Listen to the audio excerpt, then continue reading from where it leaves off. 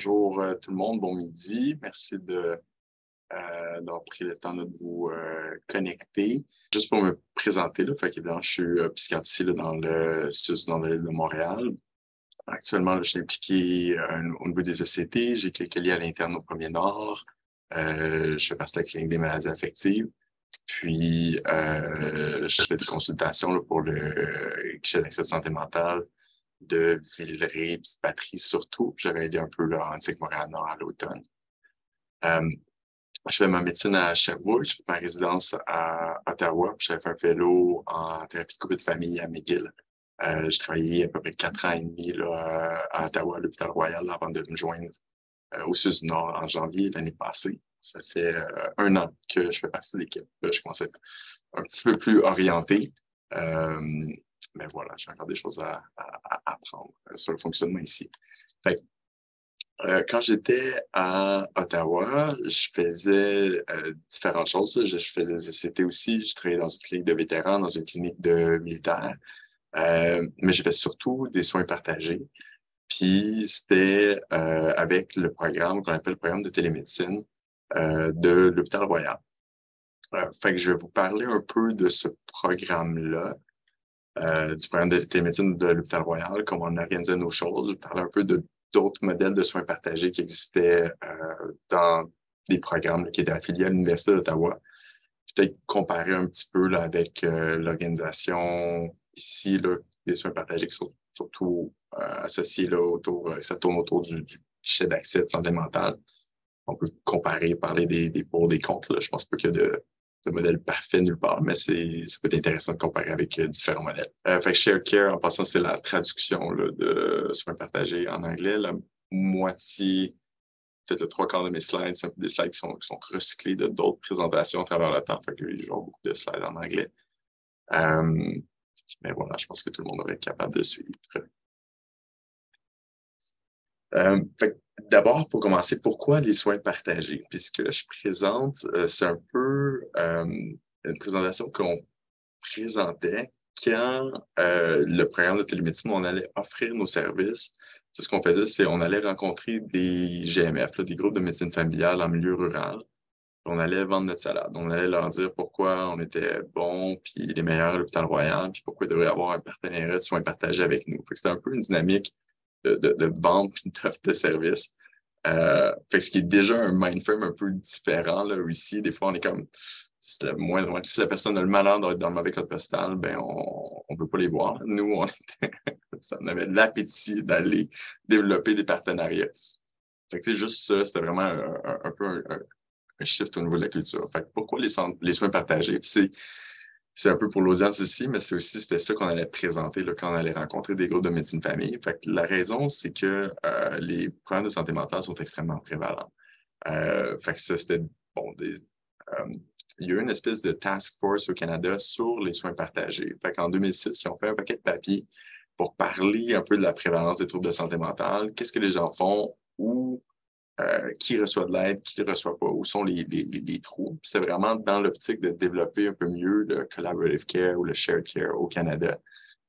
Tous ces articles-là sont disponibles sur leur site web, c'est sharedcare.ca. Fait qu'en gros, ce qu'on voit, c'est que dans la dernière année du sondage, il y avait 10% des répondants qui avaient eu un trouble mental. Fait qu'on parle à vie, au moins une personne sur 5 devrait avoir un trouble mental, puis à peu près 50% des gens vont aller chercher de l'aide. Dans leur échantillon, eux, à peu près 40% des gens qui rapportaient avoir un problème de santé mentale avaient cherché de l'aide d'un professionnel. Fait que 40%, c'est à peu près une personne sur deux, ce qui est quand même assez stable. Je pense que c'est similaire là, à ce que ils ont trouvé avec Statistique Canada. Puis on a vu là, la campagne de Bell, Cause pour la cause, c'était ça un peu leur grosse statistique, là, c'était 1 sur 2 n'a pas l'aide nécessaire. Fait qu'après, fait que c'est des chiffres qui demeurent stables, même si c'est en 2006. Puis ce qu'on voit, c'est que la vaste majorité des gens qui avaient un problème de santé mentale puis qui ont cherché de l'aide sont allés voir leur médecin de famille, le general practitioner. Fait que le médecin de famille est vraiment important dans le soutien aux besoins en santé mentale. Puis c'est important, comme médecin spécialiste en santé mentale, d'être disponible pour aider nos collègues qui font des soins primaires. Et la santé mentale fait partie des soins primaires. même si les médecins de famille ne veulent pas vraiment faire de la psychiatrie, ils ne peuvent pas vraiment y échapper parce qu'on sait que les gens avec des troubles de santé mentale sont des plus grands utilisateurs de soins physiques.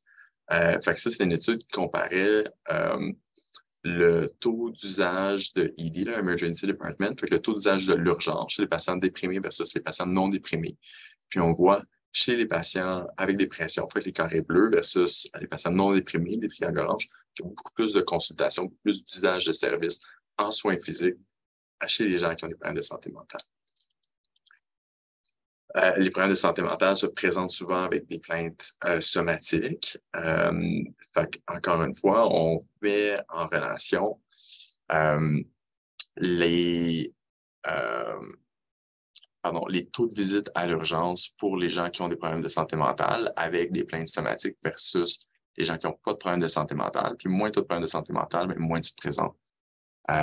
Puis plus tu as de problèmes de santé mentale, même plus tu te présentes, même pour des choses, voilà, même des choses somatiques, là, des chutes, des suppléments, maux de tête, douleur abdominale, beaucoup plus commun là, chez les gens qui ont des problèmes de santé mentale. Donc, on s'y échappe. L'autre chose aussi qui est importante, c'est pourquoi on devrait intéresser les amis praticiens à la santé mentale, c'est que ça a un impact sur la gestion des conditions médicales chroniques. Fait quelqu'un, par exemple, ici, on met en relation l'inobservance, la médication antihypertensive à la dépression. Puis plus quelqu'un a un haut score de dépression là, sur l'échelle de Beck, sur le BDI, moins l'adhérence à la médication va être bonne. Fait que des gens qui ont minimalement la dépression, c'est comme eux qui sont dans la moyenne. Plus tu as de la dépression, même moins tu prends bien tes médicaments. Fait qu'il faut s'occuper de la santé mentale. Je n'ai pas besoin de convaincre personne ici. Puis le dernier point, c'est qu'on sait aussi, par exemple, que les problèmes de santé mentale vont avoir un impact. Fait que pas juste sur, mettons, la gestion d'une maladie chronique comme la prise de médication en hypertension, mais il y a des facteurs aussi qui sont pas juste comportementaux, mais aussi physiologiques. Puis l'association de American Heart Association, fait que l'association le American Heart Association a reconnu la dépression comme un facteur de bon pronostic qui peut augmenter la mortalité chez les gens qui ont eu un infarctus.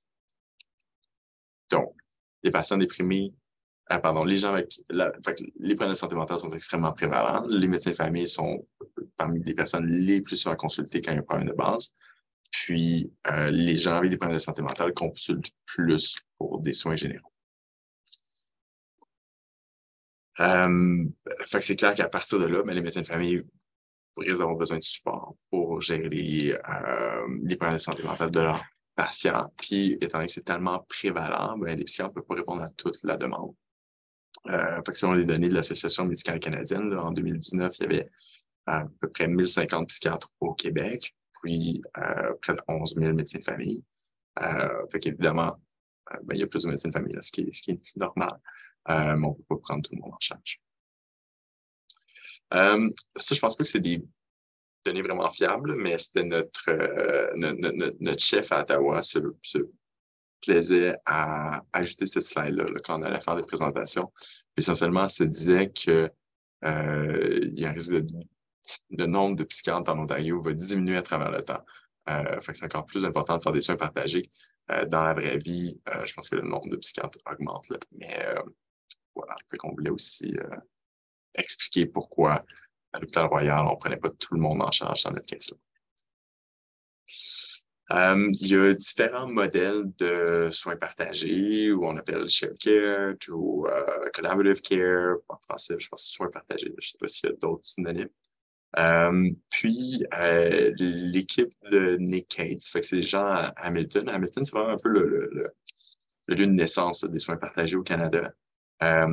Fait que justement, dans leur site web, le sharecare.ca, ils ont fait un position paper pour le World Health Organization, où ils recommandent le plus possible l'implémentation de modèles de soins partagés à travers le monde pour répondre aux besoins de santé mentale là, qui sont criants un peu partout. Puis dans ce à quoi ils font référence, ce qui explique, c'est que chaque environnement va avoir ses propres caractéristiques. Il y a déjà un système en place Puis l'idée, c'est plus de voir comment on peut optimiser la collaboration entre les gens qui font des soins primaires puis les spécialistes en santé mentale. Puis il n'y aura pas un one size fit all. Fait qu'il va y avoir différents modèles. Fait que ça va être intéressant de comparer un peu, c'est ça, là, le modèle du Québec, le modèle du GASMA, puis le modèle que nous on faisait à l'hôpital Royal, puis je prends un peu d'autres modèles en Ontario.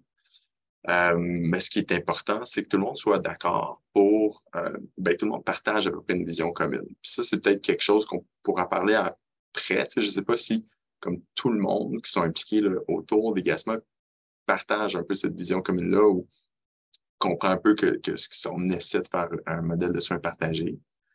Bon usage des psychotropes, là, s'assurer que quand on prescrit la médication, on la prescrit bien à des bonnes doses, qu'on optimise, qu'on revise si ça ne fonctionne pas, puis communication efficace entre les professionnels, euh, des rapports clairs, cours, bonne collaboration professionnelle. Et vous allez voir là, ce papier-là, c'est quand même assez intéressant aussi. Là, je parlais un peu plus du modèle qu'on avait chez nous, à l'hôpital Royal. Puis c'était un peu comme ça qu'on se voyait là, notre service de télémédecine. Fait que le modèle de soins échelonnés, là, le step care, qui fait partie un peu de la vision de soins partagés. C'est-à-dire, dans la vision de soins partagés, on dit qu'il y a certains patients qui peuvent avoir des besoins bien répondus par leur médecin de famille, leur infirmier praticien, euh, sans nécessairement être pris en charge en psychiatrie, mais avec des conseils d'un spécialiste pour la personne qui fait les soins primaires. Fait que c'est un peu une étape de soins qui demande moins de ressources qu'une prise en charge en guérison de psychiatrie, qui demande moins de ressources que les patients hospitalisés. Fait que les soins par échelon, où on essaie de donner la bonne intensité de soins au bon moment, puis un peu la plus faible intensité nécessaire. Fait que nous, dans notre environnement, il y avait une partie d'auto-soin ou d'autogestion. Il y avait une initiative provinciale qui s'appelait bigwhitewall.ca. Puis sur Big White Wall, c'est une espèce de groupe chat. C'est une espèce d'environnement de support moins structuré. Fait que c'est vraiment autogestion, support par les pairs. Puis c'était gratuit, pas besoin de référence. Fait que les gens pouvaient connecter sur Big White Wall. Puis ça, c'était une initiative provinciale. Il y avait aussi une partie de guided self-help, fait que de l'autogestion avec un coach. Fait que c'est un programme aussi provincial qui s'appelle bounceback.ontario.ca. Ça prenait une référence euh, d'un médecin de famille ou d'un médecin, mais les gens arriver sur un site web. Ça ressemble un peu à Psychopathe. Là. Il y avait des modules sur l'anxiété, des modules sur la dépression, des modules sur l'insomnie. Puis quelqu'un pouvait choisir euh, 2 modules sur lesquels il voulait travailler. Il se faisait envoyer des espèces des booklets, là, des petits pamphlets comme des mini-livres d'auto-soins. Puis il y avait un coach qui allait les appeler pour des conversations là, de 20 à 30 minutes une fois par semaine. Fait autogestion, mais avec un coach. Fait qu'il est encore un petit peu plus de ressources que l'autogestion puis le support par les pairs, mais pas très intensif.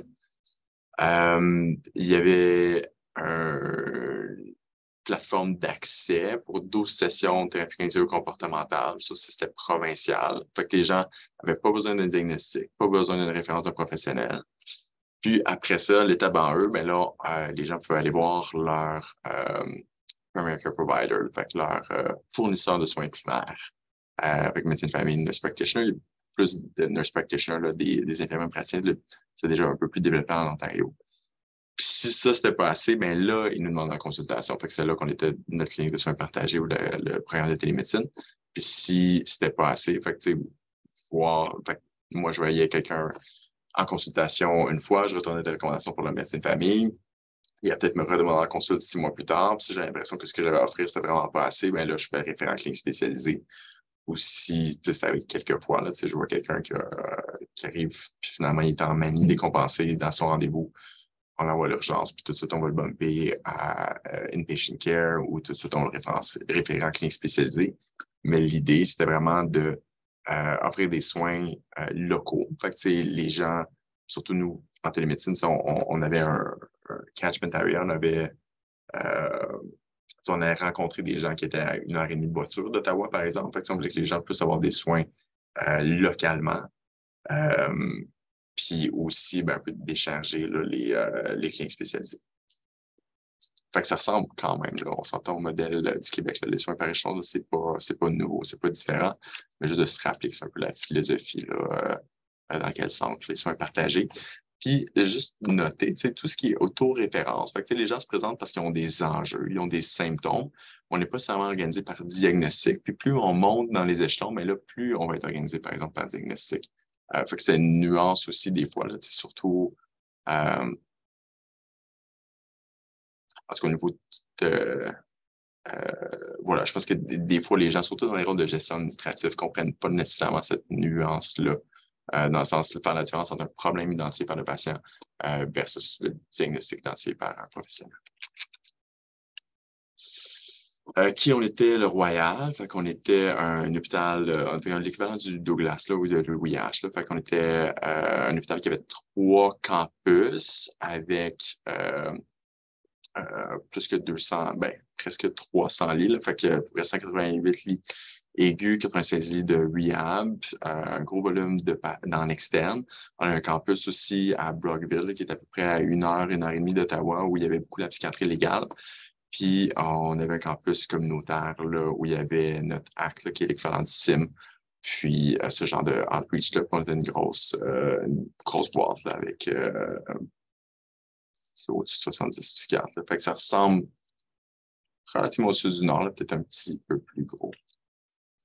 Euh, Puis, quand on allait rencontrer les gens, alors voilà, on voulait leur vendre l'idée de la télémédecine. Fait que c'était pré-pandémie. Fait que le programme de télémédecine existait depuis 2008. Euh, Puis, c'est ça. Fait qu'on allait expliquer aux gens que la télémédecine allait permettre de voir plus de patients plus rapidement. Euh, Éliminer du temps de transport pour les patients, puis éliminer voilà, des visites à Ottawa, des admissions, des transferts. Ça a été un peu difficile de convaincre les gens d'utiliser la télémédecine au début. Fait que, puis juste pour mettre en contexte aussi, là, fait que dans à peu près je pense dans toutes les provinces au Canada, sauf au Québec, il y a une espèce de programme régional, un programme provincial de vidéoconférence sécurisée pour les soins de santé. Fait en Ontario, ça s'appelait OTN, Ontario Telemedicine Network. Puis c'était la plateforme qui était reconnue pour la télémédecine, puis c'était la seule plateforme qui permettait, par exemple, de facturer avec OHIP, là, qui est notre équivalent de la RAMQ. Fait que pré-pandémie, la RAMQ n'autorisait pas de facturer des soins qui étaient faits pas en personne. Fait que c'est vraiment un frein là, à l'usage de technologies comme la télémédecine. Là, c'est plus permissif à cause de la pandémie.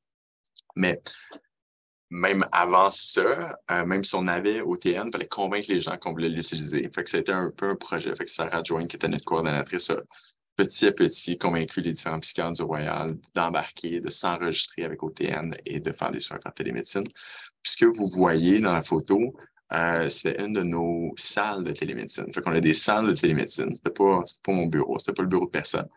Mais c'était des salles où on avait des télés HD avec des super bonnes caméras. Puis, fait que vous voyez Dr. Kunja Krishna qui se voit sur une des caméras, qui voit son patient qui est peut-être à Brockville ou Pembroke ou dans une autre ville. Fait que c'est ça notre environnement. C'était très beau, des peintures, c'était vaste. C'est vraiment un bel environnement de travail pour les soins partagés. On était extrêmement confortable. Puis, on avait eu des bourses importantes là, au début du programme. Là, je pense autour de 2008, Bell avait donné comme 1 million de dollars à l'hôpital. On avait acheté de l'équipement. Fait que, quand on allait voir nos partenaires en région, on leur offrait aussi de l'équipement. Fait que souvent, ce qui se passait, c'est que dans un bureau de médecine de famille, par exemple à Cornwall, il y avait une unité mobile comme ça avec la télé et la caméra qui était branchée sur le réseau OTN. Puis le patient allait dans cette salle-là pour rencontrer son psychiatre qui était au Royal. Fait que le patient allait chez son médecin de famille, s'assurer dans un bureau, puis me jaser à moi à travers cette unité-là. Puis on voit, voilà, fait une autre démonstration. Quand on est allé voir les gens du centre de santé communautaire de l'Estrie, qui était une espèce de GMF francophone là, à Cornwall, on voulait leur vendre l'idée de la télémédecine, on voulait que ça devienne des partenaires de soins partagés avec nous. C'est une clinique qui était à 1 heure et 20 d'Ottawa. Fait clairement, si moi, comme psychiatre, j'étais pour me déplacer là-bas pour aller voir des patients, mais ça me prend 3 heures de ma journée à juste me déplacer. Fait que si dans ma journée, je me suis déplacé 3 heures, c'est 3 heures que je vois pas de patients. Puis si les patients, il faut qu'ils se déplacent, mais c'est un peu l'enfer pour eux. Fait que vraiment, la télémédecine faisait du sens. notre critère. Puis là, c'est là un peu que ça peut ressembler, ça vous donne une idée de comment fonctionner en termes de soins partagés. Fait que notre critère qu'on voyait dans nos cliniques, on voyait des gens de 18 à 65 ans avec un trouble de santé mentale qui avaient besoin de consultation. Puis les gens, parce qu'on avait nos partenaires, c'était des groupes de médecine de famille. Fait que c'était tous des individus, tous les patients étaient suivis par un médecin de famille. Fait que ça, c'est quand même une grosse différence avec le GASMA ici. Tu sais, ici, le GASMA, c'est bien parce qu'il y a un accès pour tous les résidents de la RLS. Mais là-bas, dans l'autre modèle, c'était que ça permettait d'être un peu plus justement dans une dynamique de soins partagés, c'est que tout le monde avait un médecin de famille. Fait que ça, c'était le fun. On n'était pas un centre de crise, on n'était pas une clinique d'urgence. Fait qu'on disait, s'il y a une crise, il faut que le patient soit vu demain, il faut qu'il y ait l'urgence, c'est pas nous. Fait que, pour que le système marche, ben, ça prend, voilà, ça prend un certain cadre. Puis on voulait pas, parce que dans les régions, bon, des fois, c'est comme, bon, ben, on est de la clinique médecine de la famille à Cornwall, mais là, il y a eu le psychiatre de Cornwall, il n'y a pas aimé le psychiatre de Cornwall, peut-être qu'il pourrait voir le psychiatre d'Ottawa, le docteur Martin est tellement plus gentil. Après, là, je suis pas toujours très gentil. Mais j'essaie. Fait que, on voulait pas aussi d'entrer dans une dynamique de commencer à donner des deuxièmes opinions. T'sais, on n'était pas là pour faire la compétition à nos collègues en région, mais on était là plus pour les décharger. Fait que, quand il y a mettons, pour faire la comparaison ici, là, si tu as 3 PM comblés sur 6, ben, les gens sont à l'interne, sont à l'urgence, puis n'ont pas vraiment le temps de voir des patients GASMA. Fait que ça faisait l'affaire des gens de Cornwall là, qui étaient débordés à l'interne par l'urgence, mais que nous, on voit les consultes pour les médecins de famille. Fait que l'idée, c'était pas d'être en compétition, c'était vraiment d'être en collaboration. Voilà.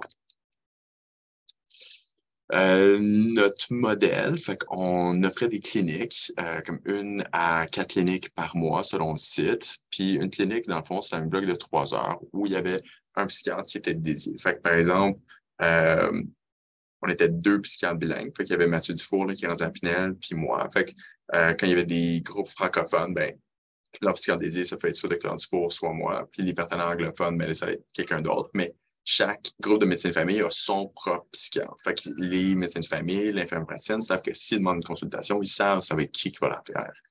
Puis, généralement, le modèle, c'est qu'à travers cette clinique-là de 3 heures, si on allait voir 3 patients, 3 consultes de 60 minutes ou 2 fois 90 minutes. Personnellement, j'étais plus dans 3 fois 60 minutes. Quand j'ai un no show à 90 minutes, je m'arrache les cheveux. Vous voyez, il m'en reste plus beaucoup. Mais des fois, on faisait les 90 minutes pour, par exemple, on avait une clinique de Transitional Age Youth, fait qu'on avait des jeunes de 18 à 24 ans, puis je demandais qu'ils soient accompagnés par un membre de la famille. Fait qu'on faisait un entretien familial. Fait que si un jeune une jeune transgenre de 21 ans à Hawkesbury, on veut faire le tour de sa santé mentale, expliquer la transidentité de sa famille, mais c'est pour avoir un peu plus que 60 minutes. Ce qu'on garantissait à nos partenaires, c'était un rapport détaillé, rapidement, puis un rapport avec, si ça ne fonctionne pas, ben, faire telle autre étape. Ce qu'on disait toujours, c'est que mon but, c'est que le médecin de famille sache quoi faire avec son patient pour les prochains 6 mois.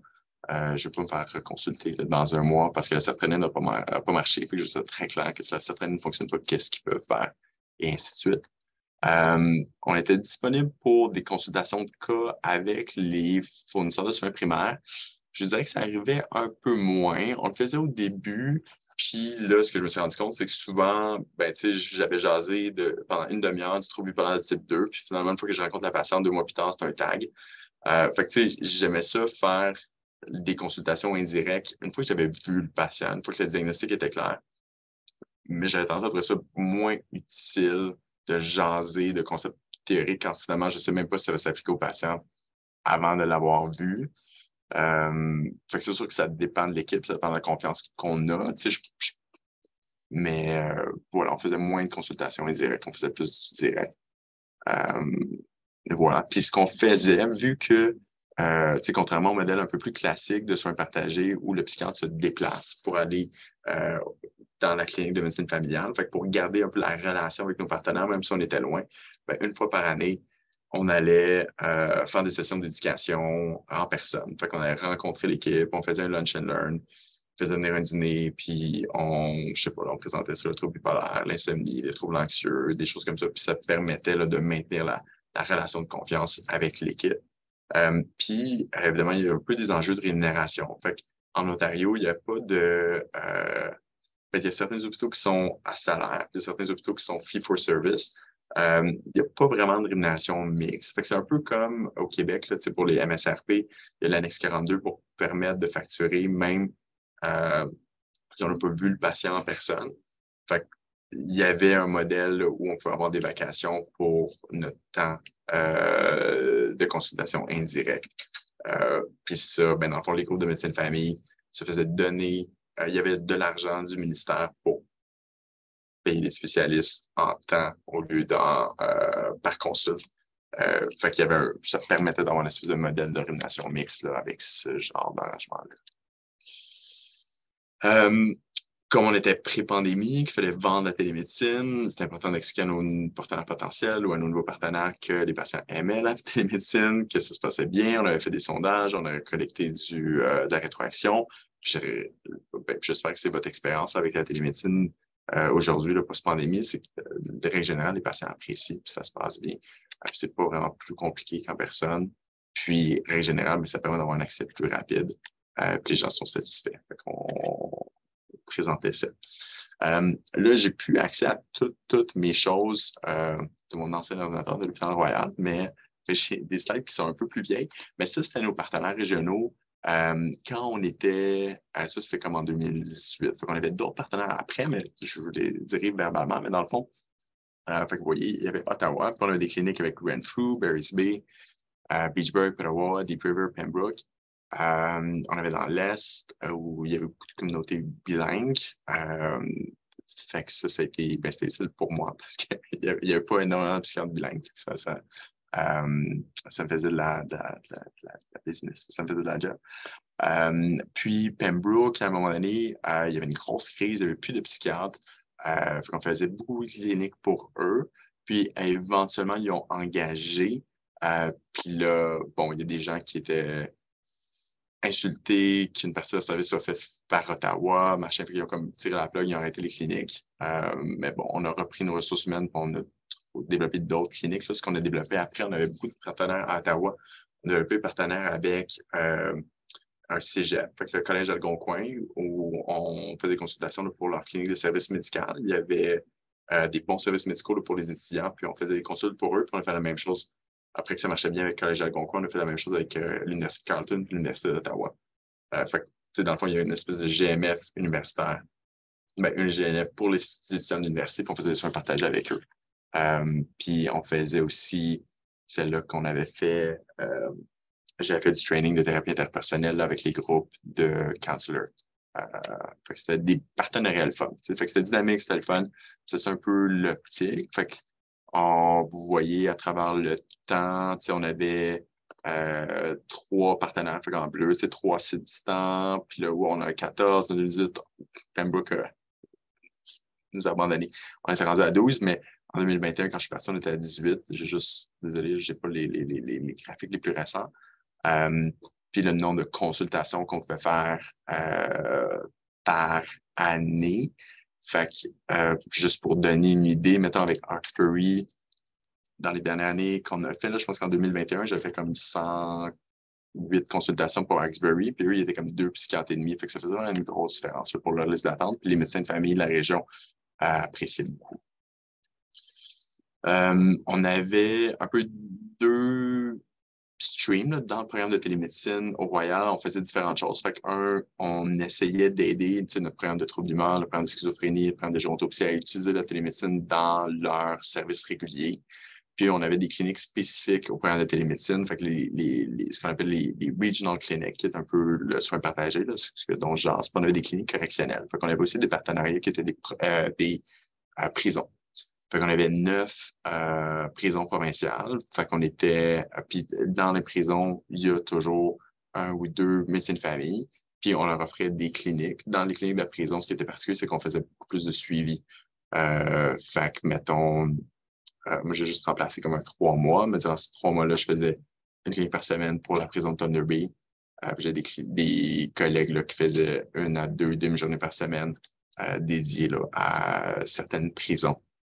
Puis encore une fois, en prison, la télémédecine faisait beaucoup de sens parce que de faire sortir un détenu pour l'envoyer à l'hôpital psychiatrique, c'est vraiment beaucoup d'ouvrages, puis c'est coûteux. Puis ben, pour les psychiatres, ben, c'est comme là, moi, j'étais consultant pour la prison de Thunder Bay. Thunder Bay, c'est à peu près à 13 heures de voiture là, d'Ottawa. Fait que c'est pas très, très commode, puis ça prend des clairances de sécurité, puis même se déplacer à la prison, ben, fait que c'est toujours la télémédecine, c'était c'est ce qu'on faisait, puis on était très fiers de nous, on disait qu'on était pas mal bons, fait que voilà, puis ça avait bien marché avec quelques partenaires, fait que les gens se passaient le mot, puis les gens avaient envie de travailler avec nous. Euh, Puis on avait une coordonnatrice là, qui était exceptionnelle, qui nous a bien aidés. Voilà. Ça, c'est une photo qu'on avait prise, c'était à la clinique de médecine de famille de Beachburg. Beachburg, s'il y a des gens qui font du rafting, vous êtes allé à Cobden en Ontario. C'est un GMF. C'était une des visites annuelles là, où on allait. Puis j'avais donné un talk sur, je sais pas quoi, c'était peut-être le trouble bipolaire ou l'insomnie. C'est moi, c'était mon résident. Sarah Join qui était notre coordonnatrice à Ottawa pour le programme de télémédecine. Puis toute l'équipe, là, il y avait, ça c'était pour les 4 médecins de famille, la gestionnaire, il y avait 2 infirmières praticiennes, infirmières, peut-être une nutritionniste. Mais l'idée, c'était que même si on n'était pas là en personne, on voulait faire partie de l'équipe, on voulait que les gens nous aiment, nous fassent confiance, réfèrent pour nos services.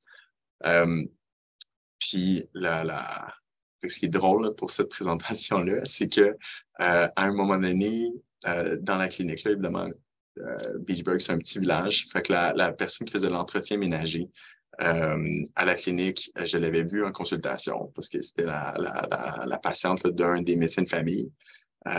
Puis elle vu que je faisais une présentation là, sur le tableau d'annonce de la clinique. Puis là, elle avait bien aimé sa consultation avec moi, puis elle voulait venir voir Dr. Fortin présenter. Puis elle avait demandé si elle pouvait participer. Là. Malheureusement, elle n'a pas pu. Mais c'était un peu ça la philosophie. On voulait que les gens nous adoptent. Puis même si on était loin, on voulait vraiment faire partie de l'équipe. Puis quand la personne responsable de l'entretien ménager veut venir à un talk sur le trouble bipolaire, ben, t'aimes ça, c'est parce que ça va bien. Là. On s'est fait adopter. Voilà. Fait que c'est vraiment, l'idée, c'était d'avoir un bon partenariat avec les gens. Puis, il y avait beaucoup une optique de diminuer les appréhensions par rapport à la télémédecine, là, évidemment, pré-pandémie. Euh, Puis, l'autre chose aussi, l'autre appréhension qu'on voulait diminuer, c'était le modèle de consultation. Fait que, les gens, plus ça allait, moins c'était présent, mais il y avait quand même beaucoup de allez-vous prendre nos patients en charge? Puis, plus ils voyaient que bon, les rapports étaient bons, qu'on restait disponible pour reconsulter au besoin, qu'ils pouvaient envoyer un email à Sarah Joint, qu'elle allait m'envoyer l'email, j'allais pouvoir répondre s'il y avait une question. Plus ils étaient rassurés, puis moins ils mettaient de la pression pour qu'on garde leurs patients, puis ils acceptaient là, où ils se mettaient à apprécier le modèle de soins collaboratifs. Bon, je jase finalement un peu plus longtemps que je pensais. Ça, c'était notre équipe. Fait que Raj Batla, c'est notre Chief of Staff. C'est lui qui avait commencé avec Sarah Joint. Puis c'est moi. Puis on était fiers aussi de nous. On a présenté à eHealth. On a présenté à la conférence de soins partagés. On a présenté au Canadian Psychiatric Association. Fait qu'on allait vendre notre salade un peu partout. Ça, c'était notre modèle. Le modèle de soins partagés plus classique, c'est vraiment la colocation du psychiatre avec l'équipe de soins primaires. Fait que, par exemple, une demi-journée ou une journée par semaine. Puis l'idée, c'est que les notes de la psychiatrie vont être dans le même dossier électronique que les notes physiques. Fait que ce que nous, on ne faisait pas tout à fait, là, notre note était scannée, puisqu'on ne fait définitivement pas ici non plus. Mais c'est qui est un peu comme recommandé. Puis, il y a une combinaison de consultation indirecte, là, de professionnel à professionnel, puis de consultation directe, là, où le psychiatre va évaluer le patient. Il va avoir une disponibilité entre les visites, puis il va y avoir des gens de liaison. Fait que, il y a une infirmière de liaison, un travailleur social, l'équipe du GASMA fait ça, puis il va y avoir des sessions d'éducation. Puis, il y a un modèle là, qui permet la rumination mixte ou qui permet la rumination en temps quand le psychiatre n'est pas face à face devant le patient. À Ottawa, il y avait, avec les groupes de médecine de famille académiques, il y avait un modèle de soins partagés le plutôt classique. Là, fait qu'il y avait eu des session halls pour que les psychiatres aillent passer du temps là-bas. C'était à Ottawa. Fait qu'il n'y avait pas besoin de le faire par télémédecine. Puis il y avait des infirmières de liaison là, qui facilitaient le travail. Fait qu'il y avait 2, 3 psychiatres qui faisaient 2, 3 GMF. Puis il y avait aussi un modèle de outreach, qui était un programme là, qui avait des fonds pour le support à la communauté francophone dans le nord d'Ontario. Puis ça, c'était du fly-in, c'était pas de la télémédecine. Mais c'était l'idée là, de faire aussi de soins partagés d'une autre manière.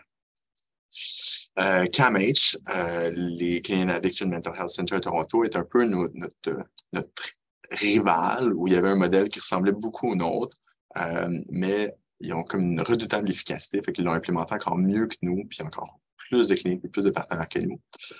Au début, il y avait une espèce de modèle qui appelait le General Provincial Referral. Fait qu'il y a une espèce de guichet unique où n'importe qui pouvait être référé en psychiatrie. Puis dans leur programme de télémédecine, il allait les voir. C'est juste que il allait voir n'importe qui.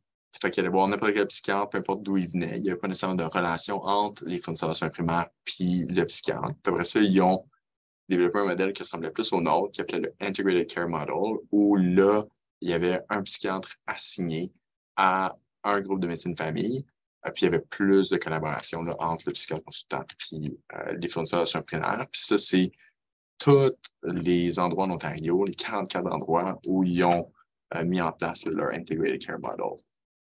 Fait que c'était bien réussi. On pense un peu au modèle ici. Fait que, ici, on a un point de référence unique, qui est le GASMA. Il y a une préévaluation, on obtient nos antérieures, les indications. Sur la préévaluation, on peut parfois rediriger la demande. Ensuite de ça, c'est présenter un psychiatre répondant. Puis ensuite de ça, il va y avoir une consultation psychiatrique. Puis après la consultation, il peut y avoir un retour au médecin de famille avec l'implication de service première ligne ou une référence en clinique spécialisée pour le 3 RLS.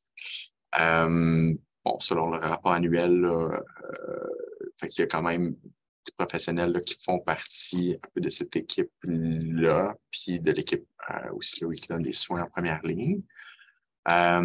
Puis je ne sais pas tout à fait sûr comment interpréter ces données-là, mais ça, c'est un peu le volume de consultation psychiatrique qui est arrivé du GASMA, si je ne me trompe pas, à voir. Puis, dans la planification stratégique du département de psychiatrie 2013, on met l'emphase sur développer une collaboration entre la première ligne et la deuxième ligne, puis après du soutien aux médecins de famille.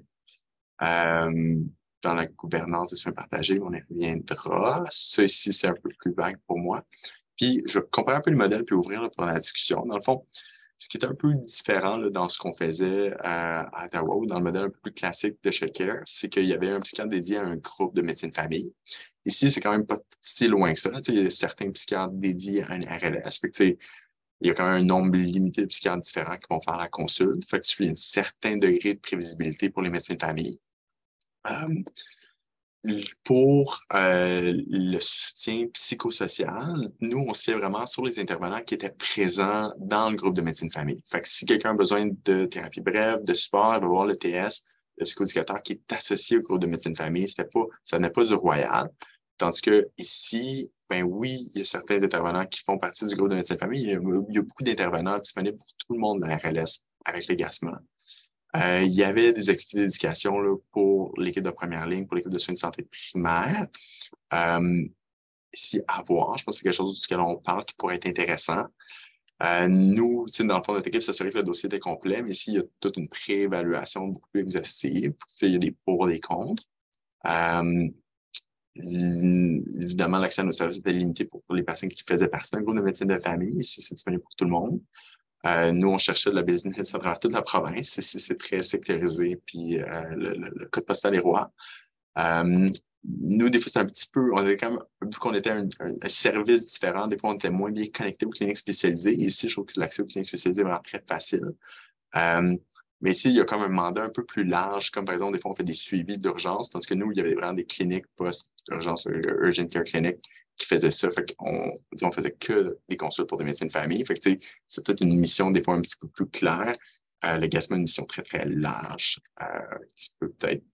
qui est bien, mais qui peut venir avec certains défis supplémentaires. Fait que je pense qu'une des forces en Ontario, il y avait vraiment une continuité de soins, dans le sens où c'était toujours le même psychiatre. Fait que même si c'est pas moi qui les prends en charge, mais je reste le même médecin consultant pour le médecin de famille, puis ça se peut que je revoie le patient. Euh, Beaucoup d'enfants sur le capacity building, qu'on veut aider les médecins de famille à des expériences santé mentale. Puis, on avait une coordonnatrice qui demandait à l'équipe du GMF d'aller chercher le dossier antérieur, d'avoir les médicaments, d'aller. Fait que les tâches administratives venaient à ceux qui faisaient la référence. Fait que le fardeau, un peu qui tombe sur les intervenants du GASMA qui font la préévaluation, était relégué aux gens qui faisaient la référence pour nous. Parce que la force ici, c'est que tout le monde a accès. Puis, il y a quand même beaucoup d'interventions psychosociales qui peuvent être faites au niveau du GASMA aussi. Je pense qu'une des choses à laquelle, un des plus gros contrastes que je vois, c'est un peu, j'ai pas fait de shift MSRP, là, fait que c'est sûr que c'est pour ça que c'est pas arrivé encore, mais on a avant, à Ottawa, on avait vraiment une plus grande relation avec les médecins référents, puis un peu plus de relation avec les intervenants de première ligne, je sais. Voilà, fait que on peut s'en tenir à ça, puis jaser. S'il y a des questions, commentaires, plaintes, je suis bien ouvert. Je pense que c'est nouveau. J'ai pas utilisé ça. Encore, là, je viens juste de le chercher. Je pense que c'est CAMH. CAMH était très bon. Ottawa, il est en train de d'ouvrir quelque chose qui s'appelait Access MHA, fait que Access Mental Health. Puis c'était aussi, là, je pense, peut-être similaire. C'était pour permettre aux patients de naviguer le système. Fait que je pense que cette web-là, c'est bien, là, c'est dans le sens où les gens peuvent s'auto-référer. Puis là, on essaie d'avoir un certain niveau de triage pour voir, autogestion avec coaching, peut-être groupe ou psychothérapie de première ligne, là, fait que ce soit individuel, 12 sessions ou un groupe. Fait que, ça peut être bien, puis faire un peu la différence entre les services plus toxicomanie, services support versus services vraiment plus psychiatriques. Fait que je pense que c'est bien au niveau populationnel d'avoir quelque chose qui est plus facile à utiliser. Puis le défi, là, vraiment d'envoyer les gens au bon endroit, mais j'ai pas travaillé beaucoup avec celui-là spécifiquement, là, fait que je peux pas dire. Mais c'était un peu la philosophie. Puis, je pense que c'est bien d'utiliser la technologie. Là, je pense que quand on dit aux gens d'aller en personne à l'accueil psychosocial, c'est un peu rébarbateur, là, versus pour le site web. Je pense que pour la majorité des gens, d'avoir des choses sur le web ou par texte, c'est plus propice à ce que ça soit utilisé puis que les gens, finalement, aient accès. Je pense que c'est mieux qu'ici. Définitivement, pour différentes raisons. Je pense un peu dans les enjeux structuraux, comme il y a une association médicale pour tous les médecins, il n'y a pas de FMOQ, FMSQ. Je pense qu'il y a une meilleure valorisation de la médecine familiale. Je pense qu'il y avait au moins d'écart de rémunération, par exemple. Je pense qu'il n'y avait pas de choses comme les AMP, puis tout ce qui rend la pratique de la médecine familiale un peu plus compliquée, puis les médecins font beaucoup de contraintes administratives. Fait je pense qu'il y avait plus, effectivement, là, les gens avaient plus accès à la médecine famille.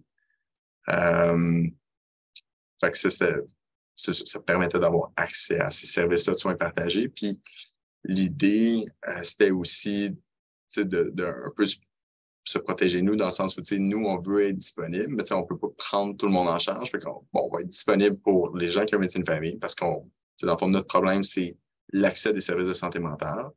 L'accès à la première ligne, c'est aussi un problème, mais ça peut être notre problème à nous. Fait que c'est un peu ça, là. Fait qu'on dit, bon, l'hôpital Royal, nous, on est en santé mentale, qu'est-ce qu'on va faire? On va faire ça dans quoi on est bon. Puis on sait qu'il y a d'autres problèmes, mais ça va être à quelqu'un d'autre de s'en occuper, puis on ne pourra pas renouveler du synthroïde, puis du pantoprazole, puis c'est ça. Fait que c'est un peu ça, le choix qu'on a fait. Mais ouais, c'était bien. Écoute, l'affaire, c'est que c'est sûr qu'il y a certaines personnes pour qui ça ne sera pas assez. Fait que tu vas, puis les gens qu'on va voir dans nos cliniques, là, les déprimés réfractaires qu'on va mettre sous lithium, ça ne sera pas assez. Là, mais pour quand même pas mal de gens, c'est un peu quelqu'un qui te prend par la main pour dire, viens, on va aller ensemble sur Psychopathe, viens, on va lire ensemble le dépliant, puis qu'est-ce que tu as pensé de ta lecture, puis qu'est-ce que tu aimerais faire. Fait que, tu sais, d'avoir ce coup de pouce-là, tu sais, je pense que ça fait une différence, puis ça n'a pas nécessairement besoin d'être un thérapeute accrédité. Tu sais, c'est correct que ça soit un coaching par téléphone. C'est bon d'avoir ce niveau-là intermédiaire entre l'autogestion puis la thérapie. Fait que, je trouvais que ça, c'est intéressant. Puis, un peu comme nous, notre programme de télémédecine, l'idée aussi, c'était d'avoir un accès régional.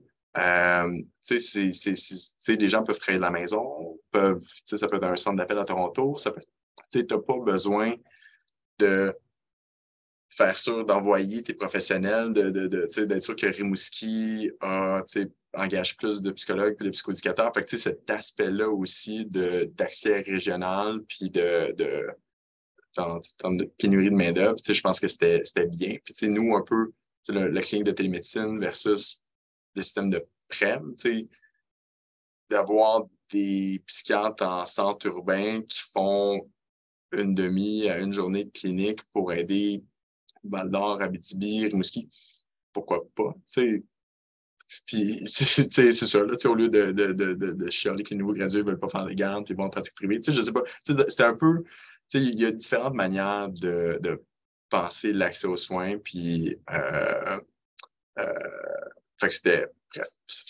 bref, mais pour répondre à la question, bounce back, je pense que des fois, c'est qu'on voit les patients pour qui c'était nettement pas suffisant, mais je pense que c'est un niveau intéressant, puis ça vaut la peine, puis pour faciliter l'accès, là, surtout en région, c'est fantastique. Puis même à l'intérieur de Montréal, c'est ça aussi qu'on se rendait compte, c'est que la télémédecine, c'est qu'à Toronto, des fois, prendre ton auto sur 5 kilomètres, ça va prendre vraiment plus longtemps que faire 70 kilomètres dans le nord d'Ontario sur une route de campagne. Fait que, voilà. Fait que la télémédecine, les soins virtuels, là, je pense que c'est toujours une bonne option.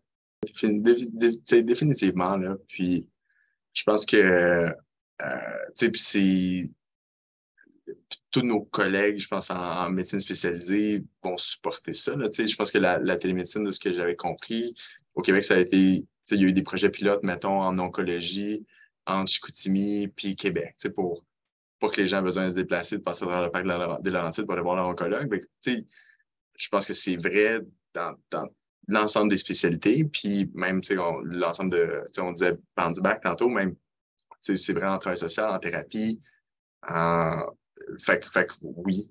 Puis je pense que moi, la pandémie a eu ça de bon, de diminuer beaucoup de barrières, des fois qui étaient plus des croyances, là, des barrières psychologiques à l'adoption finalement de la télémédecine. Puis je pense que l'argument économique est très solide aussi. Là, moi, si j'ai pas besoin de prendre une journée de congé pour aller voir mon médecin de famille, je sers à quelque chose de plus. Là, fait que c'est fait que tout à fait. Là, je pense que c'est vraiment des fois c'est des croyances qui deviennent des barrières parce que concrètement, à mon avis, tout le monde gagne. Là, ouais. Je pense que tu as tellement bien expliqué qu'on n'a plus beaucoup de questions, plus des commentaires, mais merci beaucoup d'avoir partagé ton expérience. Je pense que ça nous donne des idées, en fait, là, pour améliorer nos soins, notre façon de fonctionner. Si jamais tu as d'autres idées là, donc, que tu veux nous partager, je pense qu'on est plusieurs à vouloir te soutenir dans tout ça.